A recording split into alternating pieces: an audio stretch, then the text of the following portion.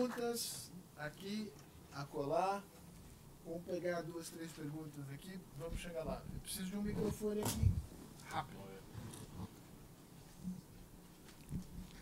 Meu nome é Roberto Miranda. Eu queria...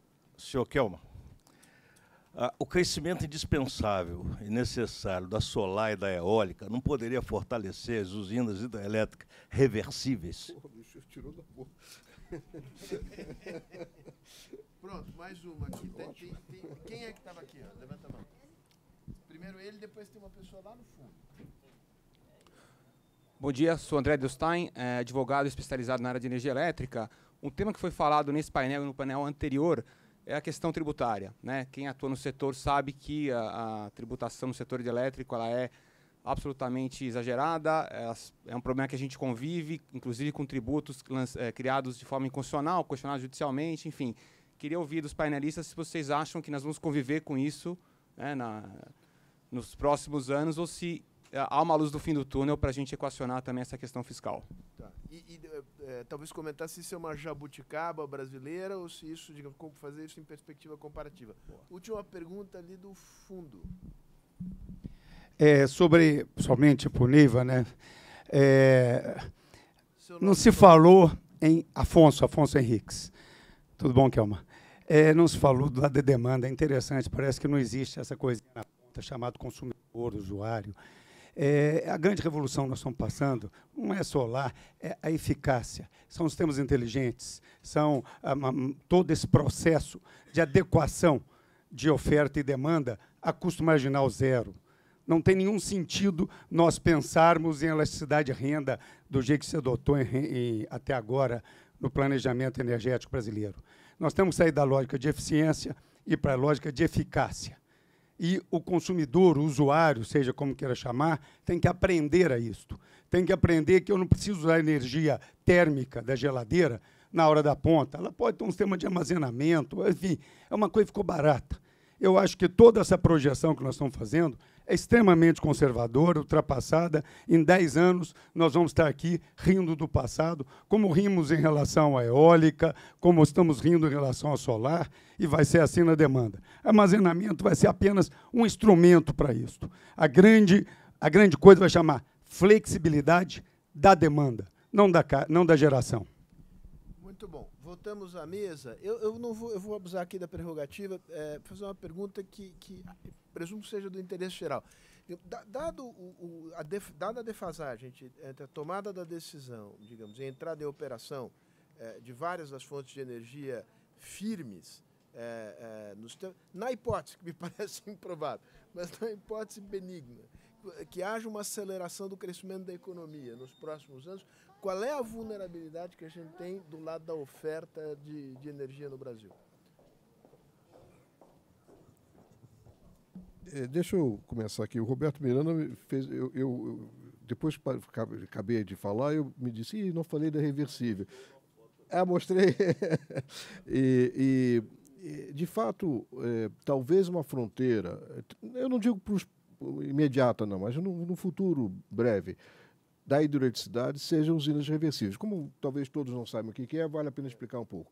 Usina reversível é o seguinte, é uma usina que energeticamente é ineficiente, ela gasta energia. Mas são 2 reservatórios, quer dizer, um aqui embaixo, outro aqui em cima, e você bombeia, gasta energia elevando a água quando, digamos, naqueles momentos em que está ventando de madrugada, você tem energia sobrando e não tem demanda para aquela energia. Então, você usa esse excesso de energia para botar água lá em cima. Depois, na hora da tarde, que todo mundo ligou o ar-condicionado, que o Deiva mostrou, você faz o contrário. A água cai e produz energia elétrica.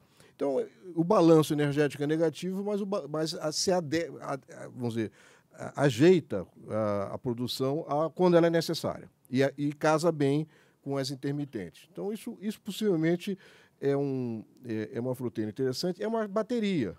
Quer dizer, no mundo inteiro se discute baterias. Nós temos uma bateria absolutamente óbvia para nós, que é usar os reservatórios que nós já temos. Eu já vi alguns estudos preliminares disso. Por exemplo, no caso Sobradinho. Se você for lá em Sobradinho, tem um grande lago.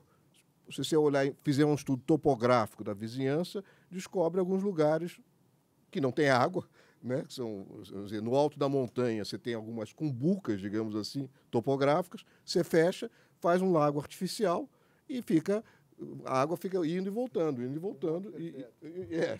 e funciona bem. De forma que eu acho que a hidroeletricidade no Brasil não é imediato, porque as hidráulicas ainda conseguem, sem isso, modular a variabilidade das intermitentes, ainda. Mas daqui a pouco não mais. Quer dizer, no passado, as hidrelétricas, como diz o Neiva, elas têm tudo.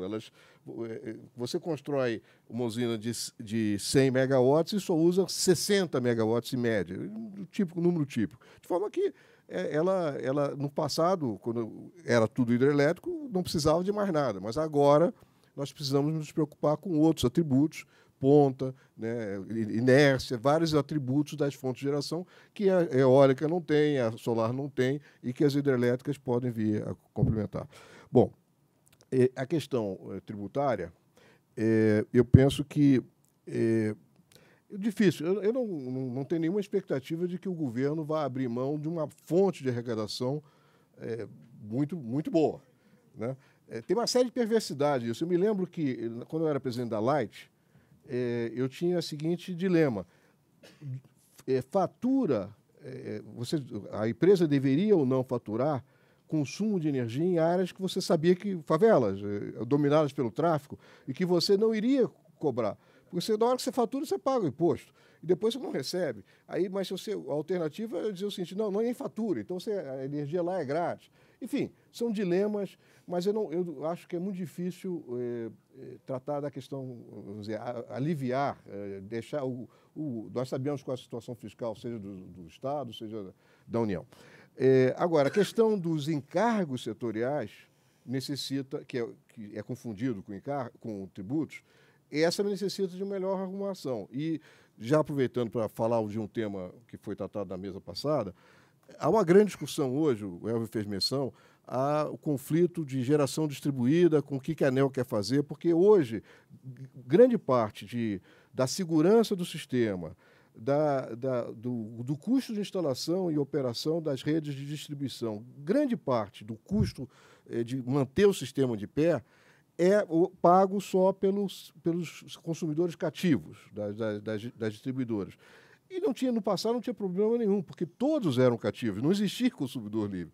Agora, com essa proporção enorme de livres, que você até mostrou, bom, agora não é razoável que cada vez mais pessoas migrem para ter uma célula fotovoltaica no seu telhado e deixando os custos sistêmicos, né, os custos de manter o sistema, na mão dos que não conseguem, não têm dinheiro para ter uma placa fotovoltaica. É de uma perversidade terrível. Então, isso, na minha opinião, a ANEEL tem razão nessa polêmica, que tem taxa de solar, não sei o quê. Eu acho que isso enfim, vamos dizer, ação de publicidade, que, na realidade, quem tem razão é a ANEEL.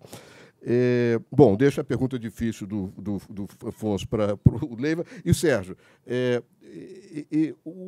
eu penso que um gráfico do Flávio respondeu a sua pergunta, porque mostrou que, se eu entendi corretamente, que, visto anos atrás, se a economia tivesse crescido naquele ritmo previsto, nós teríamos tido racionamento. Foi isso que você falou, não é isso? Bom, isso. Portanto, vale para frente. Vale para frente, isso. Só que, agora respondendo do fim para o princípio, teria racionamento, mas certamente, e o imponderável aqui, que não dá para avaliar, qual seria a providência de se instalar térmica para segurar aquilo. Claro. Então, bom, só sei que precisaria quase 2 reservatórios juntos para atender aquilo.